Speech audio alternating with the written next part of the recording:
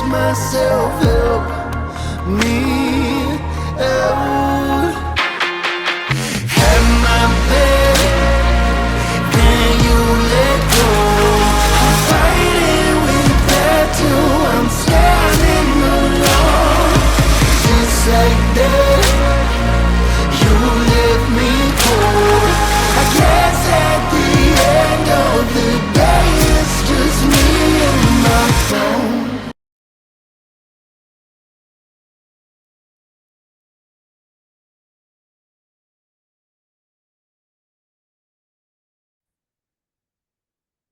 Welcome back to Queen's Mindset. If this is your first time joining us, welcome, welcome, welcome. We are super excited to have you here with us.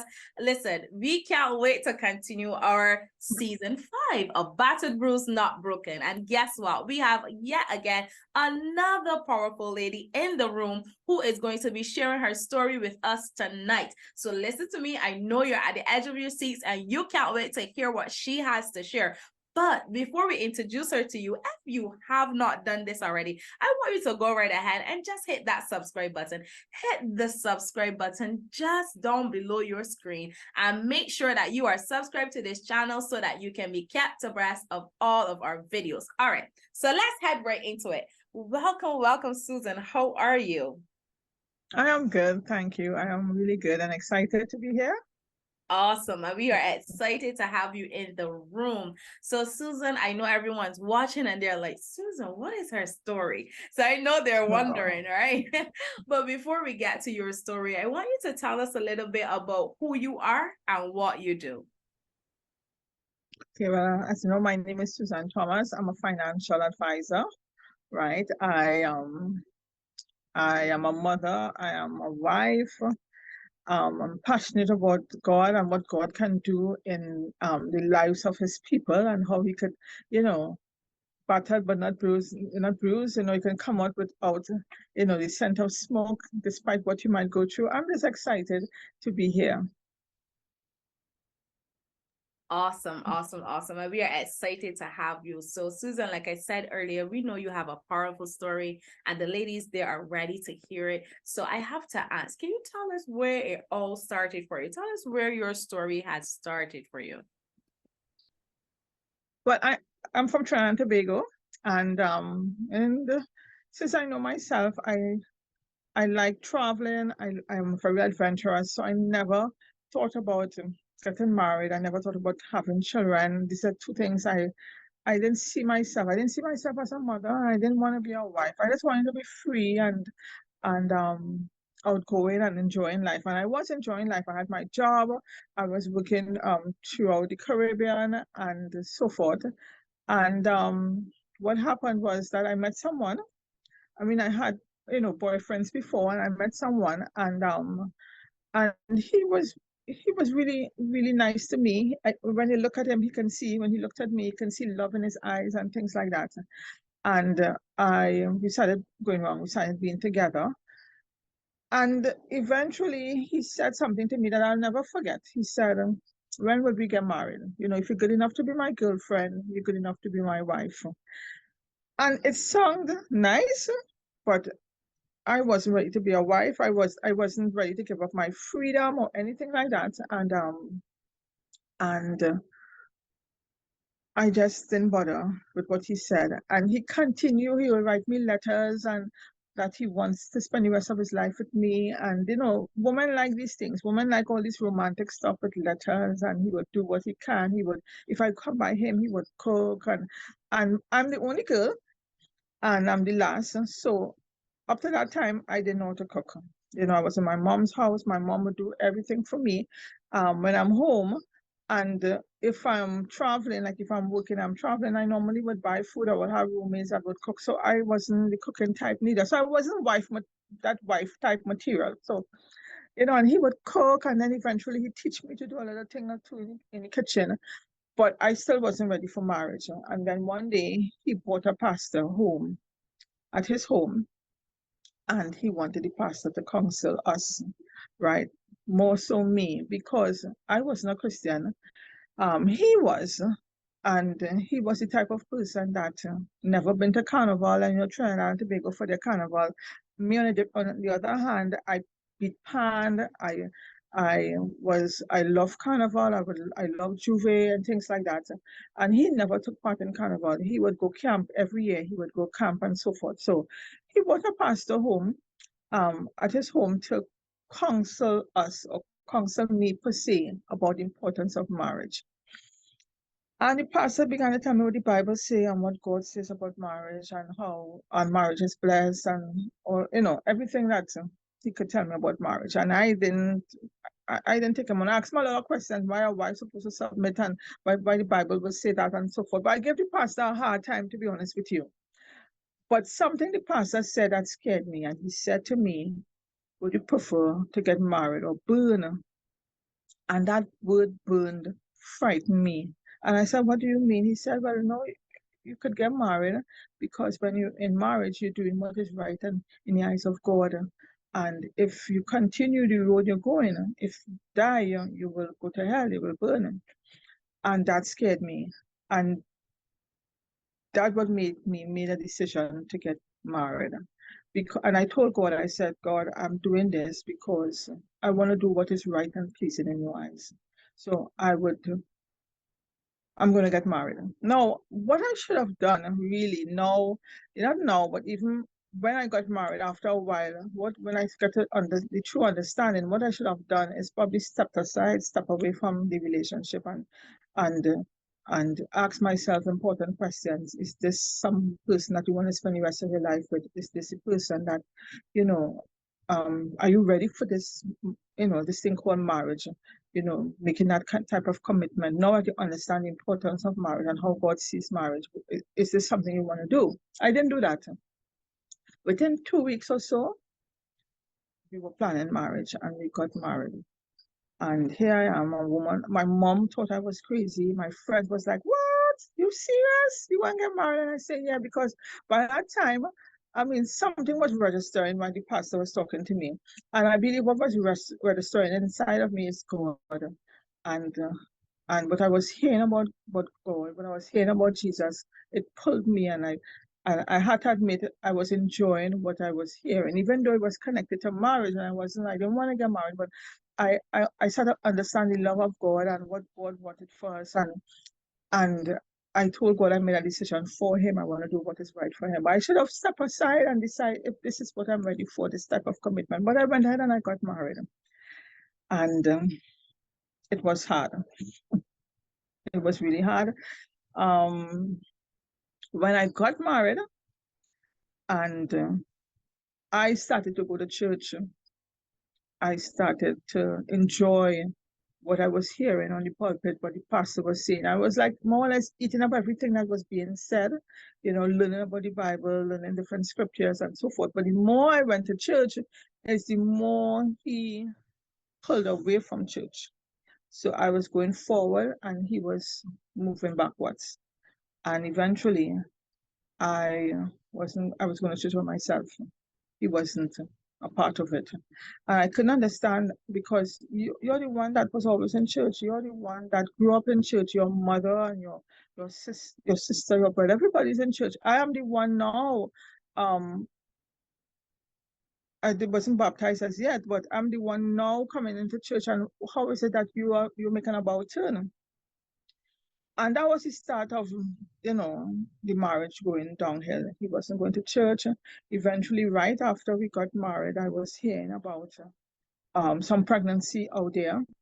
And someone was pregnant for him. And he's telling me, no, that is not his child. The person's not pregnant. And then eventually the person had a son. And eventually he admitted that this is his child. So here we are probably 1 year into our marriage. And eventually what happened is that one day he brought the baby home. And he brought the baby home because the mother left the baby, saying that she didn't have this baby by herself. He has a responsibility as well. And she has her life to live at that point in time. And she left the baby at home with her brother and saying, you take care of this baby. So he brought the baby home and I was devastated. I was hurt. I was angry, and I had to deal with this. The baby was 9 or 8 months old, an 8 months baby. And I was asking God, what's going on here? I I want to do what is right in your sight. And here it is that now I have a baby that I didn't want to be a mom. And here I have someone's child taken care of. And I started to pray. I started to pray a lot because I'm saying, Lord, help me to treat this child as if this child is my own and not have this anger and this bitterness and this feeling of regret and all this negative emotions. And I started to pray. And my mother-in-law she was always supportive, and she was saying, Suze, um, you can do this, you can do this. This is an innocent child. And I must say I learned a lot from her. And she was telling me, this is an innocent child and you can do this, you can take care of this child. And sometimes I would be in my room and the baby would be crying and I don't want to go. I don't want to go and take care of this baby. I don't want to go and feed or make tea for this baby. Or I was sitting in my room and he would bawl and he would bawl until eventually I would say, okay, let me go and take care of this baby. And he was a really nice baby. He was fat and he was chubby and really cute. It's just that I was angry and hurt. And I would take care of him and I would broke him and put him back down. And I keep praying and asking God to help me. Help me, please, deal with this situation I've found myself in. And because I made a decision and I said God is for him, I didn't want to walk away because my personality before I got married was, if this not working, hello, hasta la bye-bye, I'm out of here, I'm going. And somehow I just couldn't leave. I felt like, let me see how this could work out. Let me try and see, this how to work. This is for God. This how to work, And eventually I was pregnant. And I was pregnant and I was really depressed when I got pregnant. And I wasn't happy. And, there was constant quarreling and fighting because here I am, I have a baby and now I'm pregnant with a baby, and eventually I'll have another baby. So I will have, and he's just 9 months, 8 or 9 months, and we're quarreling and we're fighting and we're arguing and I didn't like the position I was in. And one day we got into a physical fight, and because I have brothers, I don't have any sisters. I would engage in a fight. I would rush him. I would attack him. I'm angry. So I want to do him certain things, and I fell and hit my head, and when I touched my head, I saw blood. And he panicked and he rushed me to the doctor, and they shaved a part of my head to see, well, what is the damage. And it was just a gash, it wasn't anything bad. But by that time I realized I was spotting, I started bleeding. And the doctor told me, you have to go to the hospital now, you're having a miscarriage. And they rushed me to the hospital. And when I got to the hospital, I was told, do not get out of bed, do not go to the bathroom because the baby can pass the baby. And I started to pray and I said, Lord, I don't want to lose this baby. Don't let me lose this baby. Please, I know I have been angry. I know I have been, I didn't want any, more children or whatever, but don't make me lose this baby. And the night passed, and the next morning when I went upstairs to do the ultrasound to see what's happening, they said the baby is in good health and the heartbeat is really good and it's a girl. And I was really happy to hear it's a girl, and that put a joy in me. And so I went along with the pregnancy, and I went along with his son that I have. My mom is upset. My mom and people on my side was upset because they couldn't understand why I'm tolerating this. But I'm saying, what should I do? What to do concerning this little boy, this baby? And eventually, again, I was pregnant, full pregnancy, and he wouldn't get up and help me. he won't get up and do something in the house. I have to get up and see about myself and see about the baby and so forth. And I tripped. That's how we would call trip. And I decided I'm putting him out. I put him out and I put his baby out. All his clothes, I dragged it. I wasn't supposed to do anything. I was supposed to be on bed rest, but I was so angry. I dragged everything outside and I said, leave. Find his mom, carry him to his mom. I'm not going through this. But you have to leave. And I put him out and with the baby, everything, clothes, everything. And I didn't mind staying by myself. And he went to find the mom and he came back and he told me, there's nothing he can do. The mom definitely doesn't want him right now. The mom actually told him to put him up for, send him to the orphanage. And I thought he was lying. And I said, let me call. Give me her number. Let me call her. And I called her. And she said, yes, I told him that. If he doesn't want him, that's your son. And if you don't want him, send him to the orphanage. And she hung up. And on that day, I agreed, okay, I will take care of this baby. We will grow him up the way we want to grow him up. And, with God, in the house of God and so forth. And we said we're going to start over. So we started over. I'm pregnant. And eventually, time come, I had the baby. He dropped me to the hospital. He couldn't stay. He was much too busy. And I couldn't understand why he couldn't stay, and anyway, he dropped me to the hospital.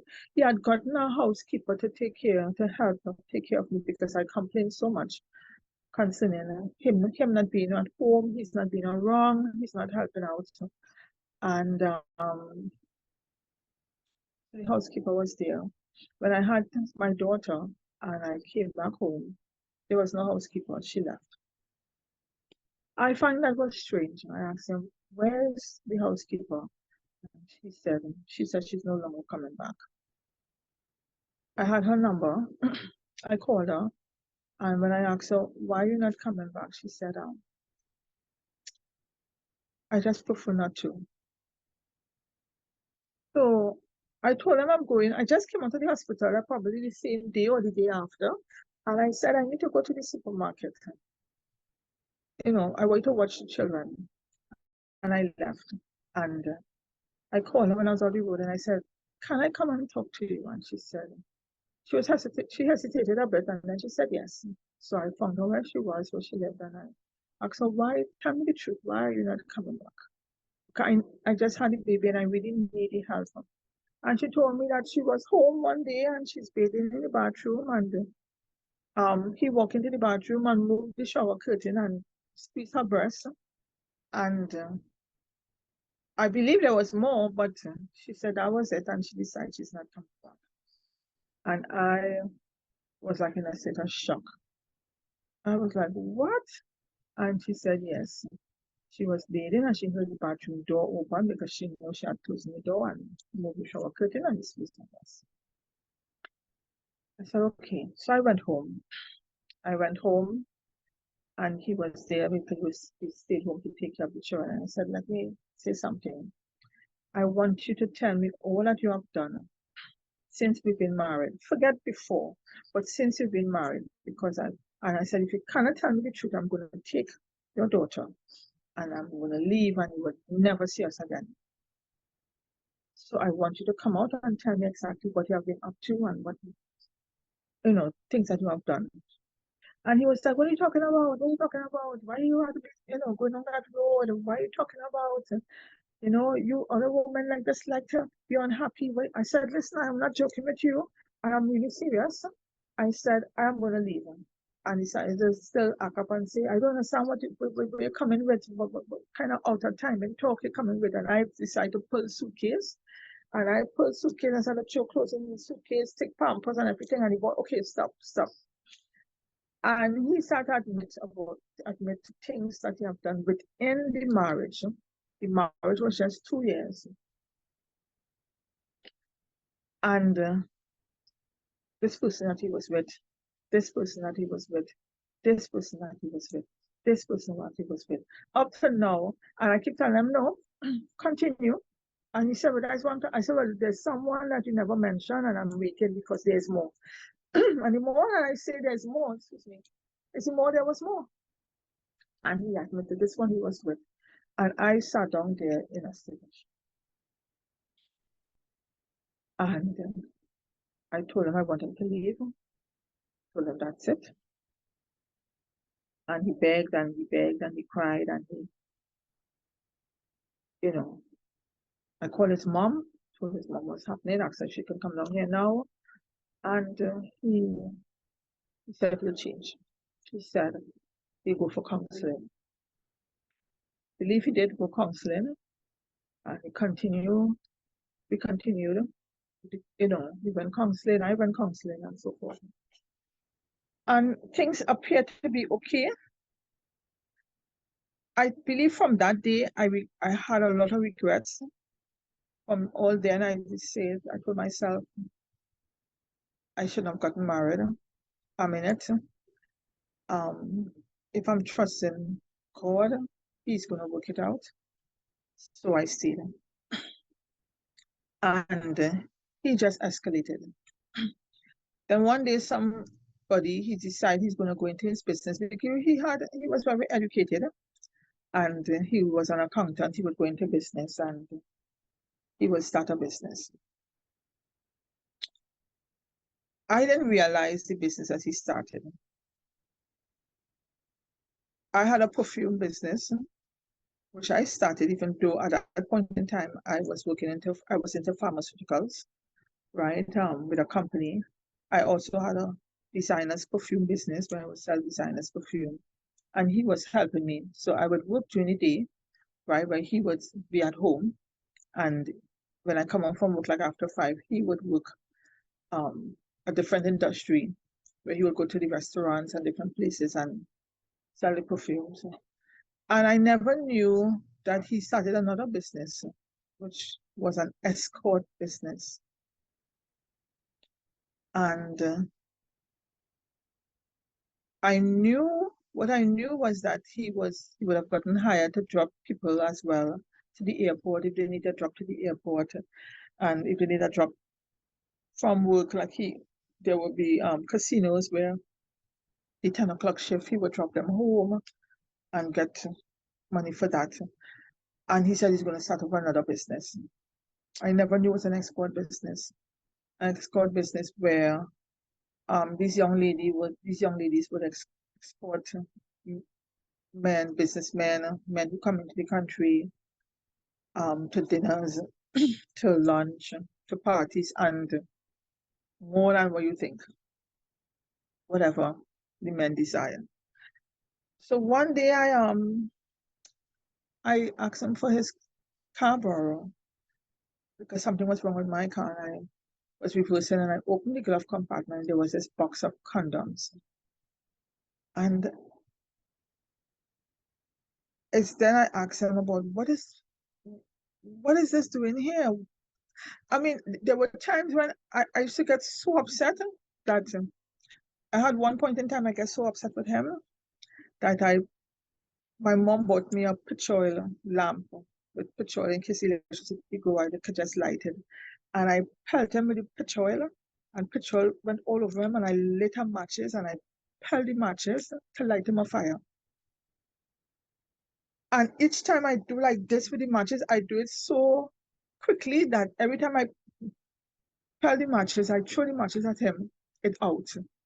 And I believe that was just God, because he was watching me and he's seen me lighting the matches and he's trying to run, but he's in oil, so he's not moving. Every time he tried to run, he slip and fall, and he tried to run and he slip and fall, and I'm just lighting this matches to light him on fire. Because I'm saying you're so cruel, you're so you're so disrespectful, and I was lighting matches, and every time I threw the matches at him, it out. And another time I bounced him with my car and he went flying and got up with his, trying to limp in pain and run from me because I felt like I was going crazy. I just didn't know how to handle the situation because I was so hurt, I was so disappointed, I was so angry with myself, angry with, I'm in this marriage that he just keep disrespecting me and embarrassing me, all these nasty things that he's doing and all that. And anyway, he was a service. And Wow. So let's stick a pen here because you shared quite a lot so far. And I'm sure right now that everybody is like, what? Okay.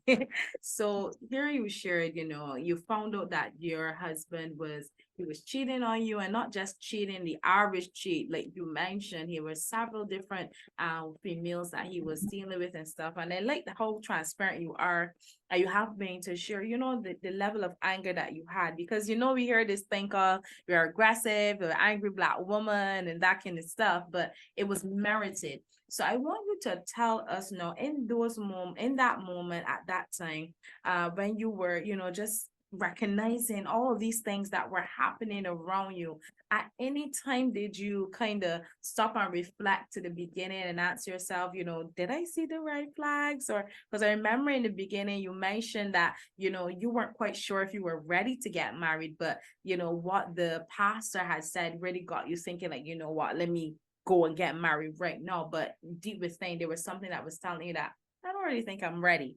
Did you start to reflect on that? yes, I did. When I look back, I realized, well, beside me not being ready, um, I know I heard about the person that was pregnant. I heard about her, and I listened to his lies, right? Because he was saying, no, that's not true. That's not true. That's not you know, that's crazy or whatever. Until when we did get married and then she had a baby, then I heard that, okay, yes, this is my son.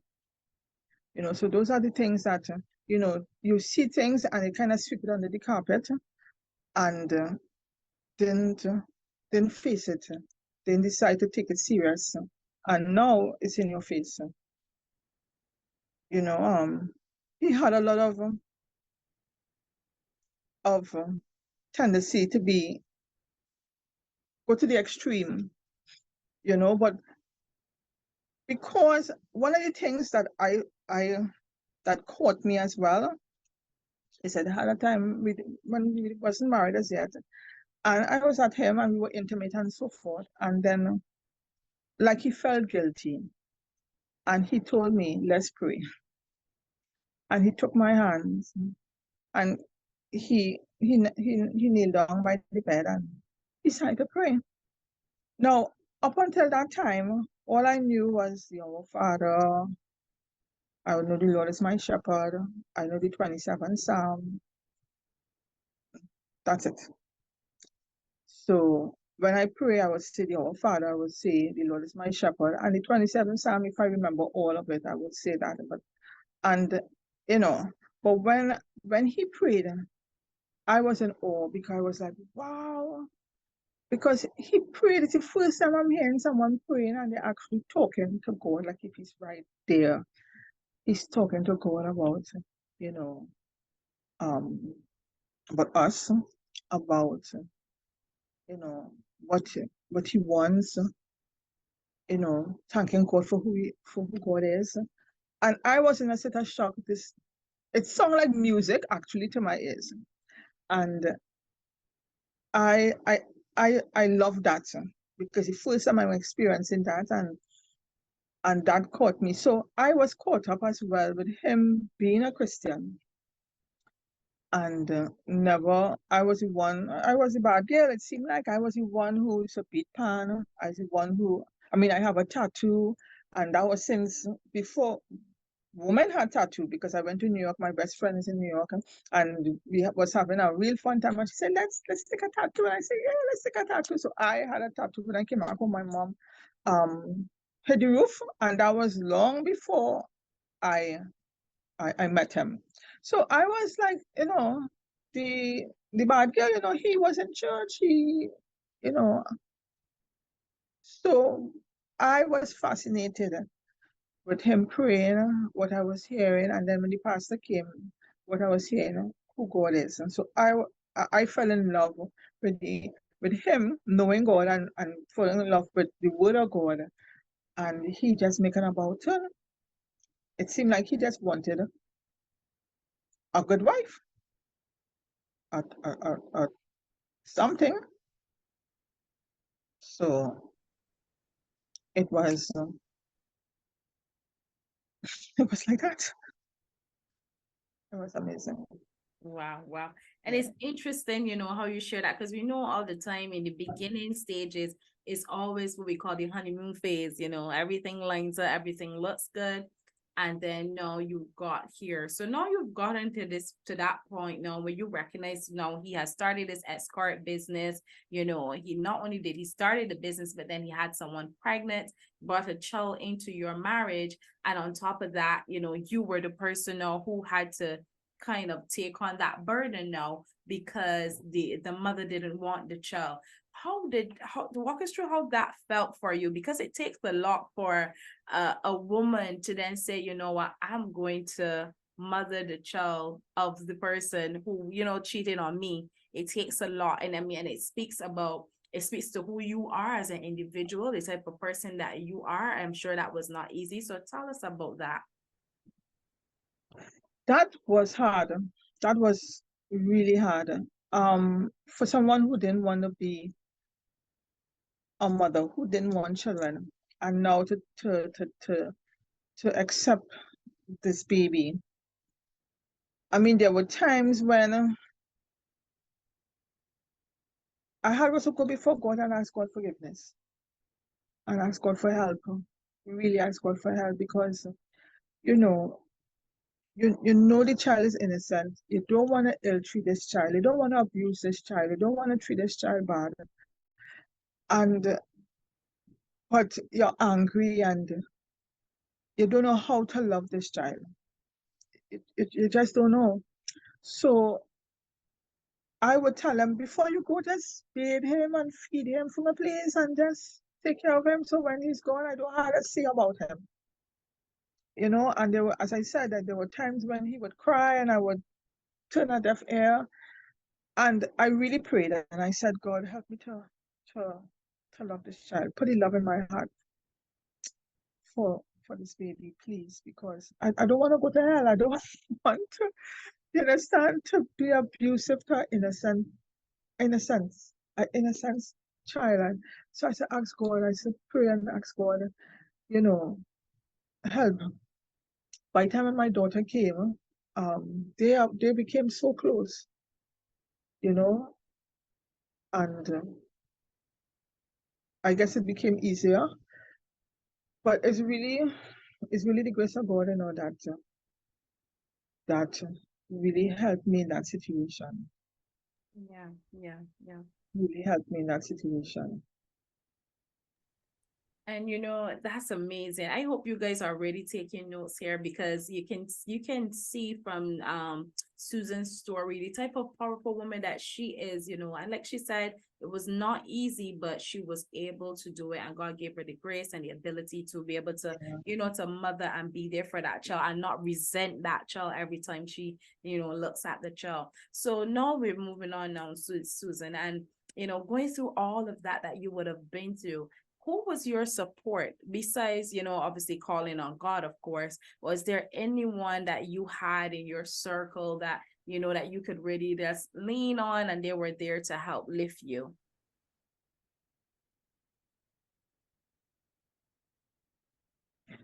I didn't have much people in my circle, and that was my choice, because one, I was embarrassed.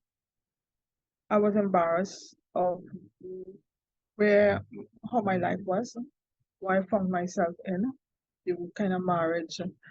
A lot of people called me stupid and, oh, you could, yes, you take another woman child and you mind another woman child. I'm not doing that. And you will hear little things like, you ought to be crazy.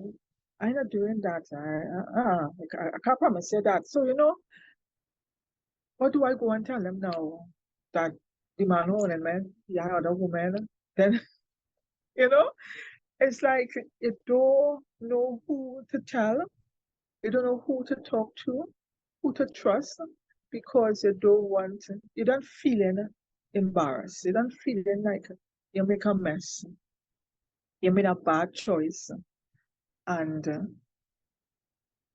you're trying to ask God, well, I needed to help me in this situation here. I would talk to his mother. His mother was really my support. She encouraged me. She was there. She prayed with me. She knew what was going on. And she taught me how to pray. She taught me how to, you know, to to be a mother, how to deal with the situation. And I didn't have, I had a best friend, and even though she was my best friend, I wouldn't go into depths of what was going on, because at the end of the day, when you make a decision, you don't want to say, you serious? You going back there? Or you serious? That's what you're doing? You want to make a decision, and when you make a decision, you want to stand by your decision. So there's not much people that will go into lengths with what's going on unless I'm going to counseling. And I did have my share of counseling. And it's there at times I would cry, I would pour. Like there's times I can't stop crying because I'm seeing myself where I was traveling the Caribbean. I had my own car, I had my own money, I was good, and how on earth I got myself here, and I had was to reach a place when saying, God, listen, this you guide me. You guide me. I remember it had a morning, I got up 5 o'clock. He's never home, He's never at home.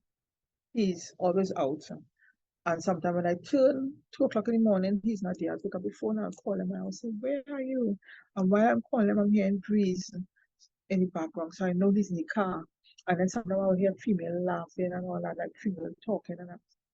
And I would like, where are you? And he would say, I'm coming home just now. I'm coming home just now. And about 5 o'clock in the morning, I got up and I started to pray because there was prayers on the radio, and I started to pray alongside the prayers on the radio, and I started to hear or get, to anoint his clothes and anoint his shoes and anoint his wallet. And I went to anoint his wallet like he wouldn't spend money that is not only on his family, not of God. And I opened his wallet and there is a receipt for a guest house for two. And I sat down and I sank and I called the guest house. And when I called the guest house, and the name that was the receipt was written, I called and I asked a question and I found that he was there with someone in the guest house. And eventually, one day I came home from church. I carried the children to church and I came home from church and they were wares in the sink. And he who knows how to cook, no, he didn't cook anything. And I told him, I said, we are going to church, you are not. You can't at least wash wares or cook or something like that. And he acted like, he didn't have to do that. So. And I know myself from before I started to go to church. I have a violent streak, let me put it this way. But you're a Christian now, and you're trying to say, God, help me. Because I got baptized when I was pregnant with my daughter. He didn't come to the baptism either. He was much too busy. And I'm saying, help me. Now, by that time, I knew I had to leave. I want to leave. I am embarrassed because I'm thinking what people would think, what people would say, how it could look, where am I going to go, how I'm going to do this, how I'm going to support these children. I'm So praying. how long did it take for you to leave the to end the marriage and get the divorce? 7 years. 7 years. Mm-hmm. So it was 7 years. It just turned 7. And he had opened a food business. And I told him that I am not going to be cooking because you can cook. And I am the one that's working, even though he said when I was working for the pharmaceutical company, he said I'm working for crumbs because what he's doing is bringing in money. I told him I don't want his money, right? And I will handle myself with my money. But I'm saying I'm not going to be cooking if you're home. You deal with, you cook, cook for the children and so forth. And he was so bold. And I came home from church and I met the person who is working in the food business in my kitchen. I just came from church. And this woman is in my kitchen. She's working in his food business. She does the cooking and all that. But she's in my kitchen that Sunday morning. And I said, what is she doing in my house? And he said to me that, well, they're saying I'm cooking. So I bring someone to cook. Well, I tripped. I got on so bad, so terrible that Sunday that when I was finished, he ran out of the house. She ran out of the house. And when I was finished, I felt so bad about my behavior because he was telling her, you see, and she called herself a Christian. She called herself a Christian, you see? And she now come from church, you know. She now come from church. You see what she going on? Yeah. And by the time he said that, I say, you know, I felt so bad. I had to go. I had to go before God, and I literally begged God to forgive me. I said, God, I'm sorry. Oh my gosh, I'm sorry. I just came from church. I just tripped. I said, he's a madman. He's crazy. He's disrespectful, really. And no, not here. And I get on so bad. So there was another occasion, a Father's Day occasion, where I am home. He's home. He decided to stay home for Father's Day, and he's home. And I got a phone call on my phone, and I pick up the phone. I answer the call, and somebody said, "Is this Susan?" I said, "Yes." "Is this so and so's wife?" And I said, "Yes." And he said, "All right, don't say anything. Don't mention anything, but your husband is having an affair with my wife."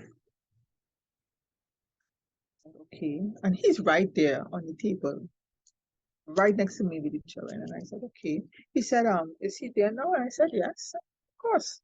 And he said, "Can you walk away?" I said, "Okay, hold on 1 second," and whatever. Because I normally get calls from my pharmacists and different doctors and all that. So, you know. And then I walked away, and the person is telling me, the woman come on the phone now, and she's telling me that she has been having an affair with my husband, and she was pregnant for him, and he tell her he don't want no more children, and she needs to have an abortion, and he insists that she should have an abortion, and I'm calm, huh? I'm really calm, and I am listening to her and so forth, and she came off the phone, and I told him, I said, I can't remember some question I asked him, and he said, "You don't like to be happy. You at home, I relaxing on Father's Day. You gotta bring up all kind of thing. You understand? Always accusing me all kind of thing. You don't like to be happy. And you always accusing me." I say, and then I call the person. I say, "I'm accusing you of so," and I call the person name. And he was like, he turned to stone. He was so shocked. And I tell him, "Who was pregnant for you and insists that she have abortion? Am I accusing you?" So it so much took place within that short time. And I am planning to leave. But as I said, I'm embarrassed. I never told my mom what was taking place. My mom don't have an idea what's going on. My family don't have an idea what's going on. I didn't tell them because my mom, because I'm the only girl, she always saying she gonna make a jail for me. I gonna make a jail for my one girl child, and I gonna make a jail, and I don't want my mom making a jail. So I didn't tell her because she would have gone. She didn't like the fact that I have his child taken care of, much less for these things. So I didn't tell her anything. I have no sister, so his mom is who knew. And then one day I came home, it was a Sunday, and his mom got a house for us. So we was living in a nice area, nice.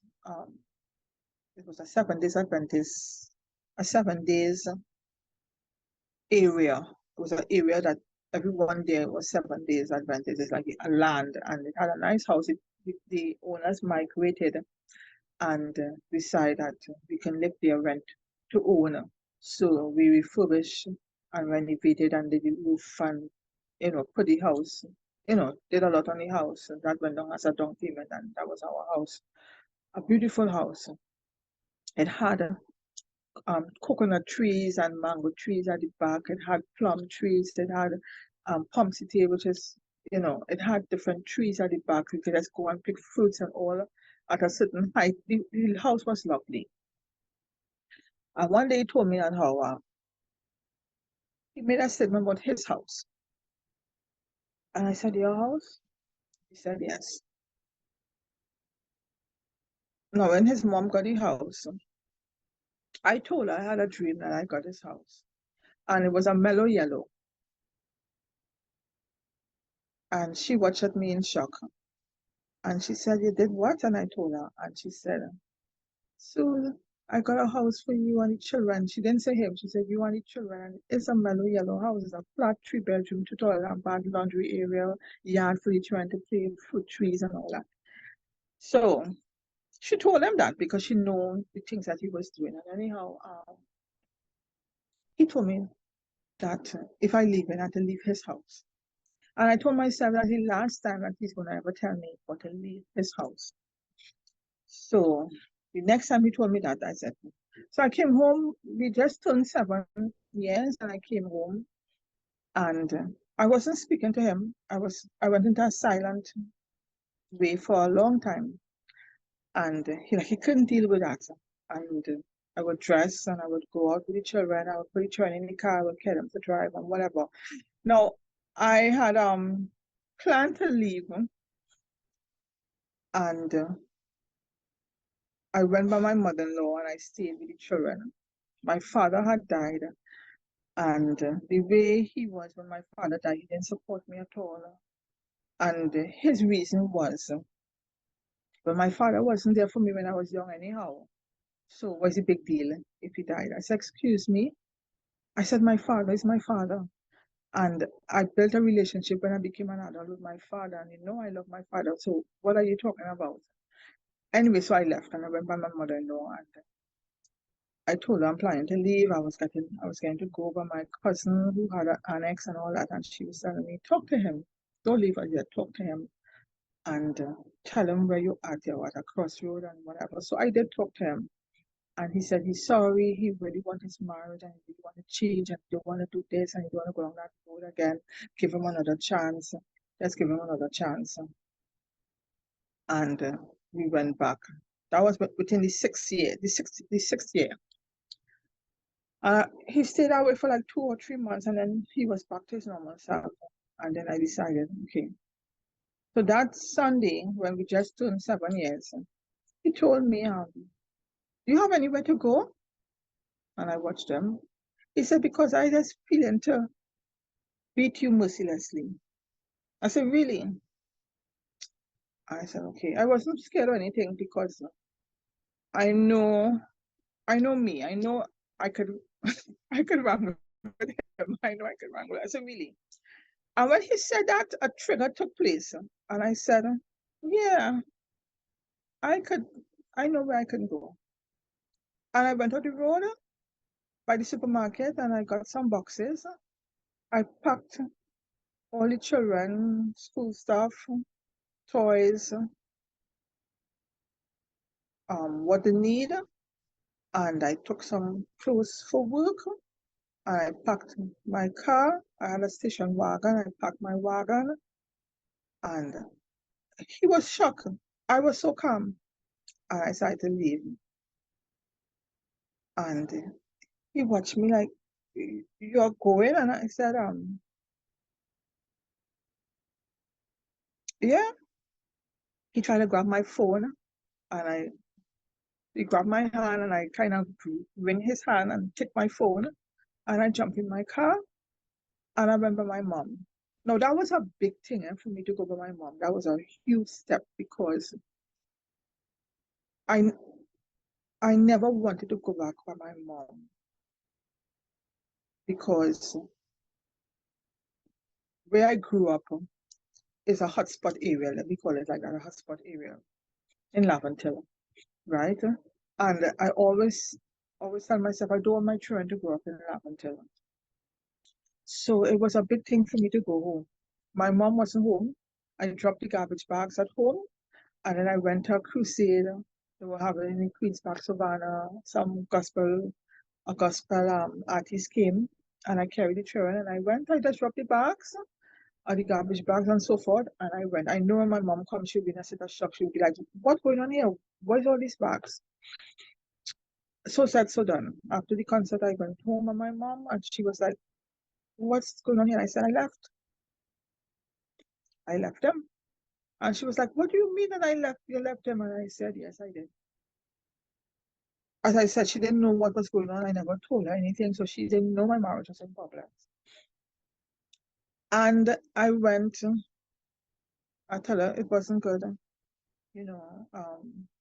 It I just shortened the story. I didn't give her the whole story, I just shortened the story. Because I know my mom, I didn't want her to keep telling me about it and telling me about it, talking about it, and stressing me out. And I went and sleep. And I took his son because I'm saying to myself, if I wouldn't allow any children to be in that environment, you understand? The rate he's going. So I took his son as well. And my mom was like, "So you couldn't leave the man child with him?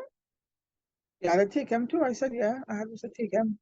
He knows me as mommy, right? By that time he is 7 years, 8.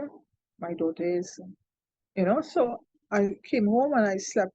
And that night I slept right through. Normally I'll get up like 1, 2 to 5 years.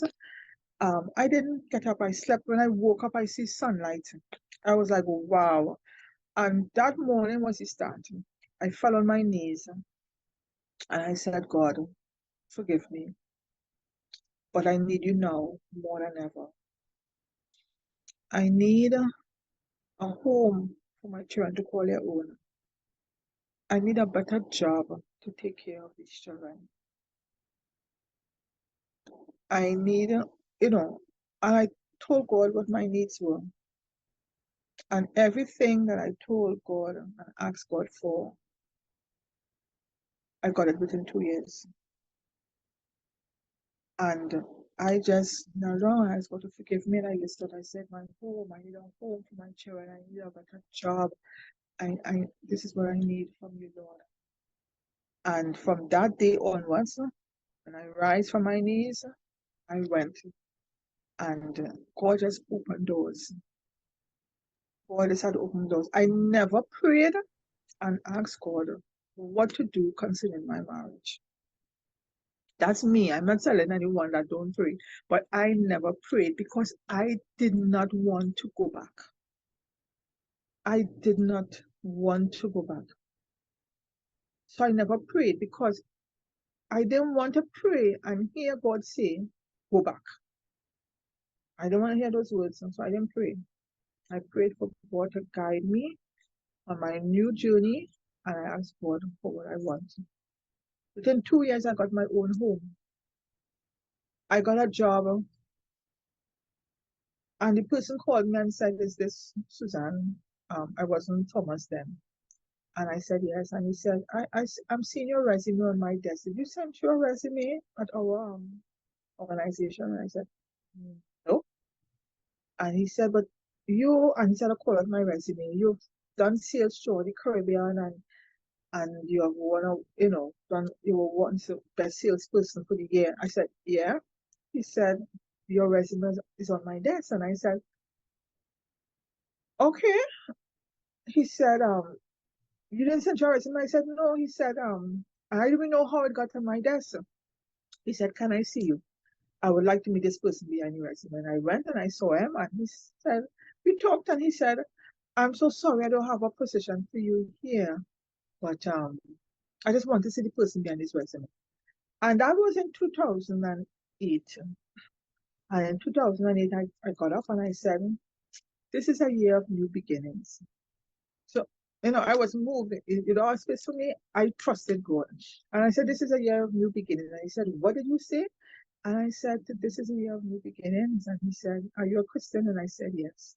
And he said, what church you go to? And I told him, and he told me what church he goes to. And he said, here, what I'll do for you. I'll create a post for you. Let me talk to the board and give me 2 weeks, 3 weeks. And I called them 1 week after. He said, we're still discussing it. And we still, have to go through some things. And I called him next week. We're still discussing it. And I called him again. And then he said, come in. And they created a post for me that never existed, where I will be the key account manager for all the key accounts in pharmaceutical, pharmacies throughout Trinidad. That's And amazing. my salary went up. Wow. Yes. Wow.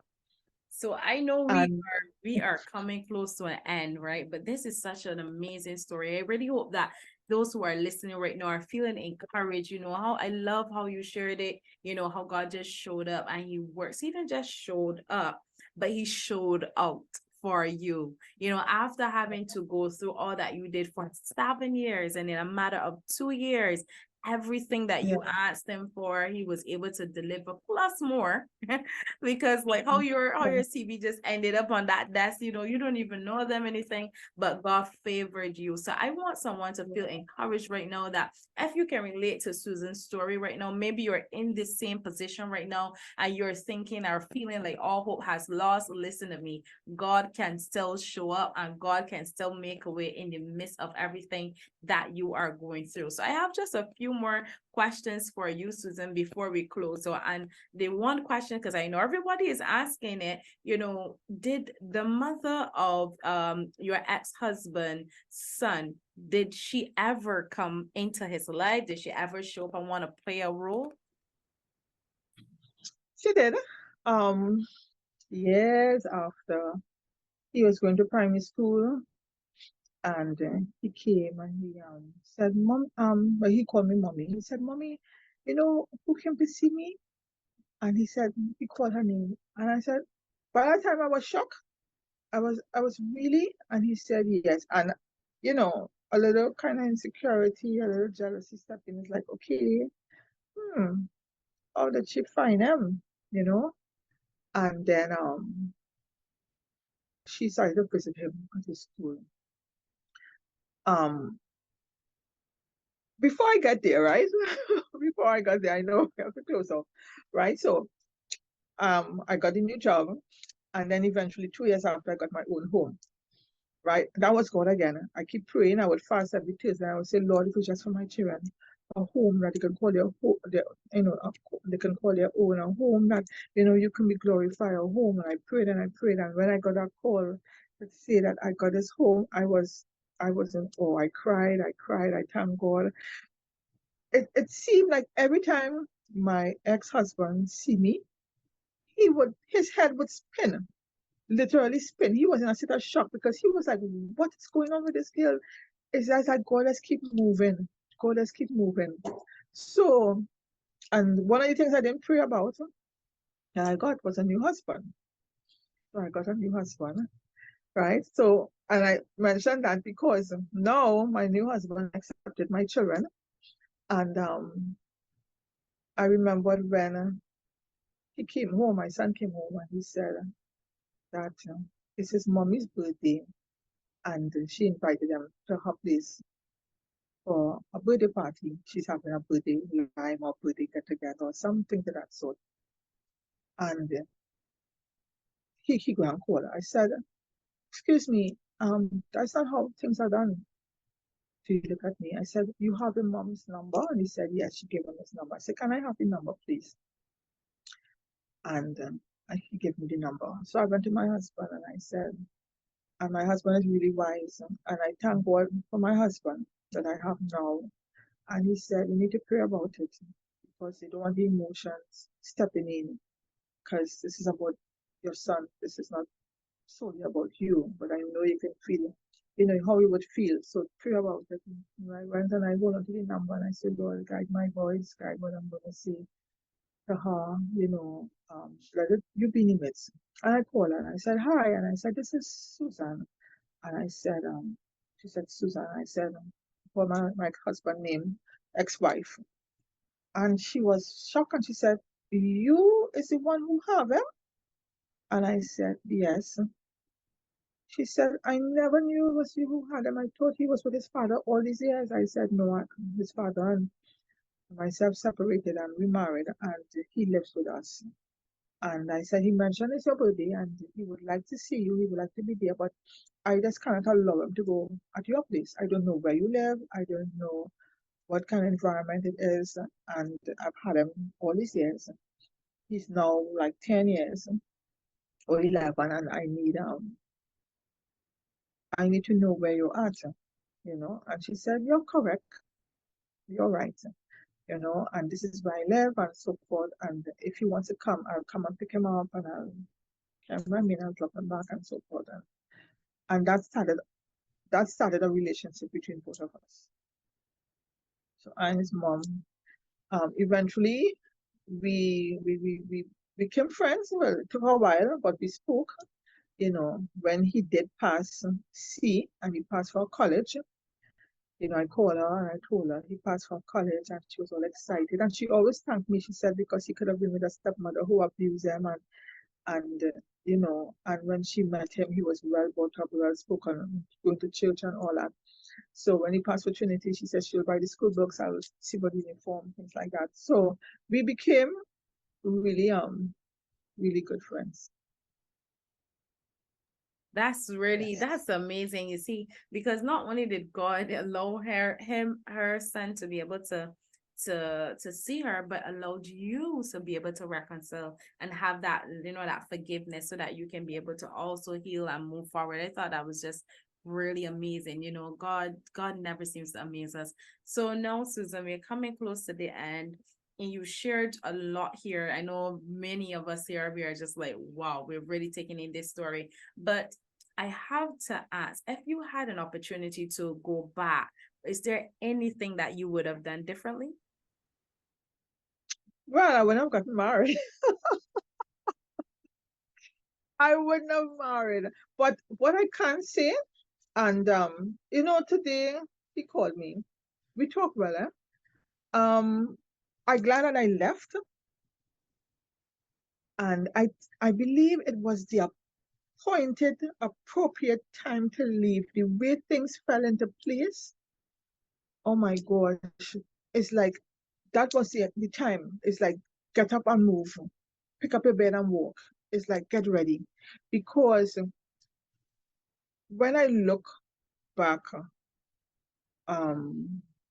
when I left him, everything just fall into place. Within 2 years, I got my home in a gated community. I mean, God has worked it out, with the children, with everything, with job, with a new husband. This time, God spoke. This time, I mean, God spoke about that marriage. And so I will continue I continue to keep reminding God, remember, you said, you said, you said. I know even though God said this is to be a husband or this is to be a wife, it's not always a smooth sailing. The enemy will always come and that's his job. He will come. But now I can say, God, you said. But if I have to do it all over, what I can say is that he that marriage and his mom brought me into Christianity. And I'm thankful for that. I'm really thankful that where I was before I met him wasn't a good place. It may have appeared that I'm in a good place because I was single, I was traveling, I I was having fun, but because of him, I came to know God, and that is what I'm thankful for. And his mom, she's a real pioneer. She taught me how to pray, how to go before God, how to deal with situations, you know. So now, I mean, I don't even get angry anymore. I know how to deal with disappointment. I know how to deal with certain things. Back then, I almost killed him, man. I almost, but I learned a lot, and I'm thankful that throughout the years I've seen God move. You know, I've seen God move. God has answered my prayers. He answered my prayers. And now, my ex-husband, I talked to him well. My daughter, she's in France. She is, she got a scholarship to go to school in the States, and now she's playing pro football in France. And he called me to find out, about what's happening in France. How is she? And I said, she's good. She has on a studio partner. She's doing well. So God has worked. God has moved. So yesterday I spoke to him and we speak well. If I see him now, I hug him. I say, hey, how you going? And he hugs me and all that. He had enough to ask me when I remarried. And he saw how God was moving in my life. Now, mind you, when I left him, I remember going to counseling. I remember I chose this pastor to counsel me because I saw him on the radio. And I told him what I was going through. And you know what he told me? He told me, do we have somewhere to go? And I watched him because I wasn't expecting that. And I said, what do you mean? And he said, do you have somewhere to go? I said, I could go by my mom. He said, well, go. And I watched him. I was shocked. I didn't expect that. And he said, and when you go, he changed, then you know you did the right thing. And if you go and a week after a woman move in, then you know you did the right thing. Either way, you would have done the right thing.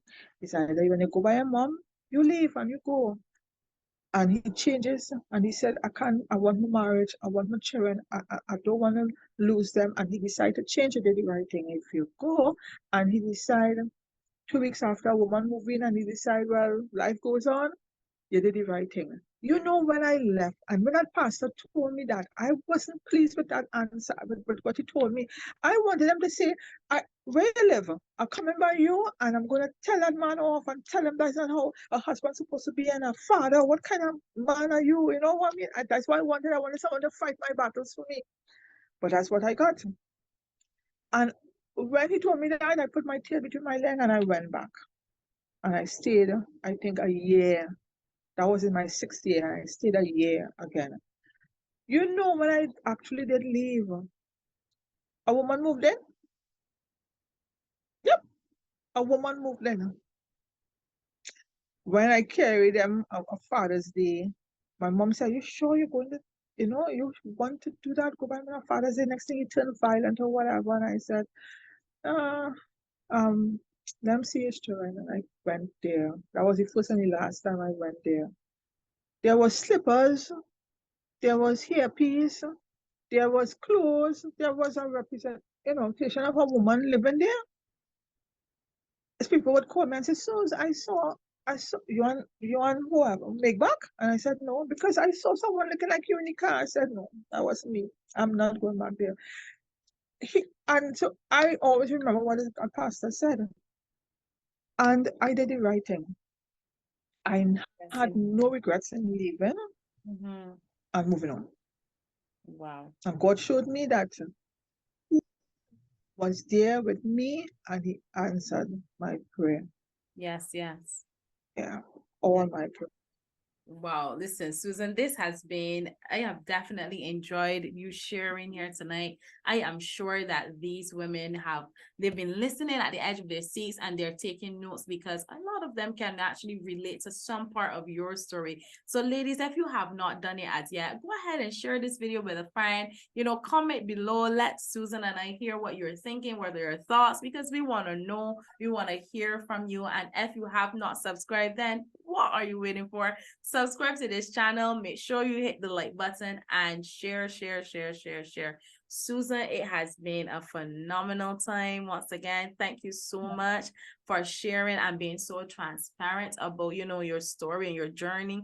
I know many persons, they're not that quite open, but we thank you because I know a heart has been blessed, someone has been encouraged, and someone has been reminded that God is still able. So thank you so Yes. much.